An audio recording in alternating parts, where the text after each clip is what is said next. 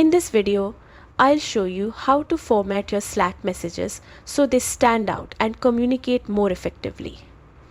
Once you log in and open your workspace, pick the channel or person you want to message.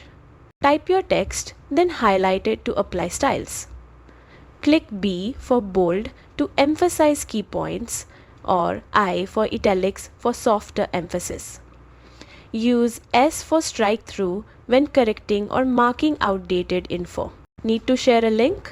Highlight your text, click the chain icon, paste the URL and hit save.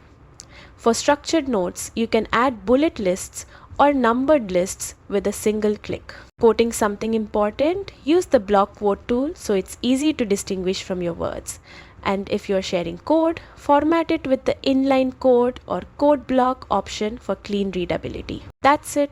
Quick, simple, and professional message formatting in Slack.